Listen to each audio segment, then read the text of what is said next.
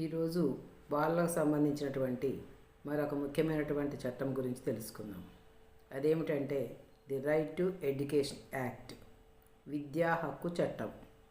ఈ చట్టము భారత రాజ్యాంగంలోని ఆర్టికల్ 21A కింద ప్రవేశపెట్టబడింది. ఈ చట్ట ప్రకారం 6 నుండి 14 సంవత్సరాల వయస్సు గల బాలలకు ఉచిత మరియు తప్పనిసరి విద్యా హక్కుగా ప్రకటించబడింది.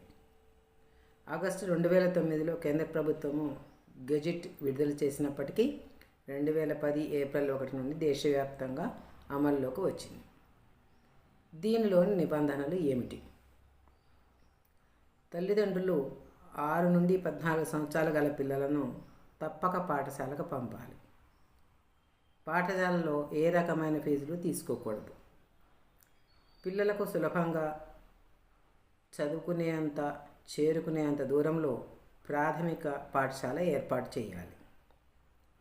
పిల్లవాడు వయస్సును బట్టి తగిన తరగతిలో చేర్చాలి. విద్యలో వెనుకబడిన వారికి ప్రత్యేక శిక్షణ ఇవ్వాలి. ప్రైవేటు పాఠశాలలో 25% సీట్లు పేద వెనుకబడిన వర్గాల పిల్లలకు కేటాయించాలి. వారి ఖర్చును ప్రభుత్వమే భరిస్తుంది. శారీరక లేదా మానసిక శిక్షలు నిషేధించబడ్డాయి. అంటే వర్క్ చేయలేదనో, అలాంటి వాటికి లేటుగా వచ్చారనో, వారిని కొట్టడము అనేటువంటిది నిషేధించబడింది. పిల్లలపై ఏ విధమైన వివక్ష చూపకూడదు. ప్రతి పాఠశాలలో అర్హత కలిగిన ట్రైన్డ్ టీచర్స్ ఉండాలి. అది కూడా ఏ నిష్పత్తిలో ఉండాలంటే 30 మంది విద్యార్థులకు ఒక టీచర్ చొప్పున రేషియోలో ఉండాలి. పాఠశాలలో కనీస వసతులు అనగా తరగతి గదులు, త్రాగునీరు, మరుగుదొడ్లు, ఆట స్థలము తప్పనిసరిగా ఉండాలి. 5వ తరగతి వరకు ఫెయిల్ చేయరాదు. మరి వారిని ఎలా అసెస్ చేయాలంటే వారి అభివృద్ధిని కంటిన్యూయస్ ఇవాల్యుయేషన్ ద్వారా అంచనా వేయాలి.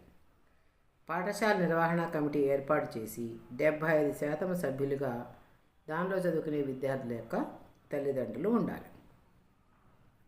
ఈ చట్టం యొక్క ముఖ్య లక్ష్యం ఏమిటి? ప్రతి పిల్లవాడికి సమాన విద్యా అవకాశం కల్పించడము, అక్షరాస్యతను పెంచడము, బాలకార్మికత్వం తగ్గించడము ముఖ్య లక్ష్యం. దీన్ని ఏ సంస్థలు పర్యవేక్షించాలి, అమలుపరచాలి అనేది సమగ్ర శిక్షా అభియాన్ ద్వారా చట్టం అమలుపరచాలి. కేంద్ర రాష్ట్ర ప్రభుత్వాల సమయంతో పనిచేస్తాయి. ఫ్రెండ్స్, విద్య మనిషిని వెలిగిస్తుంది, జ్ఞానం సమాజాన్ని వెలిగిస్తుంది.